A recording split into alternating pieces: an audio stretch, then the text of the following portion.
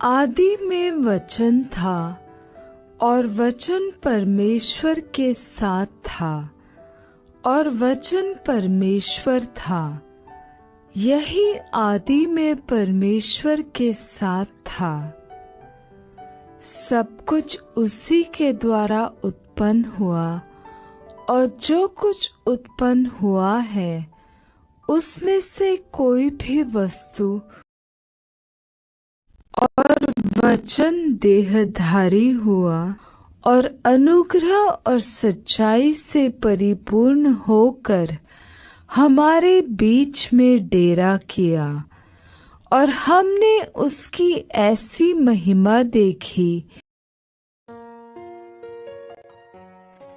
क्योंकि उसी में सारी वस्तुओं की सृष्टि हुई, स्वर्ग की हो अथवा पृथ्वी की, देखी या अनदेखी, क्या सिंहासन, क्या प्रभुताएं, क्या प्रधानताएं, क्या अधिकार, सारी वस्तुएं उसी के द्वारा और उसी के लिए सृजी गई है और वही सब वस्तुओं में प्रथम है और सब वस्तुएं उसी में स्थिर रहती है। वही देह अर्थात कलीसिया का सिर है, वही आदि है और मरे हुओं में से जी उठने वालों में पहलौठा कि सब बातों में वही प्रधान ठहरे। हमें एक पुत्र दिया गया है और प्रभुता उसके कांधे पर होगी और उसका नाम अद्भुत युक्ति करने वाला, पराक्रमी परमेश्वर, अनंत काल का पिता और शांति का राजकुमार रखा जाएगा। उसकी प्रभुता सर्वदा बढ़ती रहेगी और उसकी शांति का अंत न होगा। परमेश्वर को किसी ने कभी नहीं देखा। इकलौता पुत्र जो पिता की गोद में है, उसी ने उसे प्रकट किया।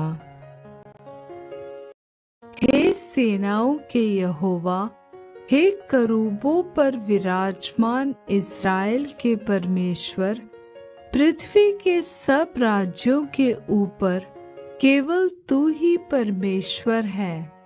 आकाश और पृथ्वी को तू ही ने बनाया है। मैं तुमसे सच सच कहता हूँ कि पहले इसके कि अब्राहम उत्पन्न हुआ, मैं हूँ। मैं सबसे पहला हूँ और मैं ही अंत तक रहूंगा। मुझे छोड़ कोई परमेश्वर है ही नहीं। मत डर, मैं प्रथम और अंतिम हूँ और जीवित भी मैं हूँ। मार्ग और सत्य और जीवन मैं ही हूँ। बिना मेरे द्वारा कोई पिता के पास नहीं पहुँच सकता। मैं जो हूँ सो हूँ कि मैं यहोवा तेरा परमेश्वर हूँ। जगत की ज्योति मैं हूँ। जो मेरे पीछे होलेगा वह अंधकार में न चलेगा परंतु जीवन की ज्योति पाएगा। मैं अल्फा और ओमेगा, पहला और अंतिम, आदि और अंत हूँ। वह जगत में था और जगत उसके द्वारा उत्पन्न हुआ और जगत ने उसे नहीं पहचाना। वह अपने घर में आया और उसके अपनों ने उसे ग्रहण नहीं किया, परंतु जितनों ने उसे ग्रहण किया उसने उन्हें परमेश्वर के संतान होने का अधिकार दिया, अर्थात उन्हें जो उसके नाम पर विश्वास रखते हैं।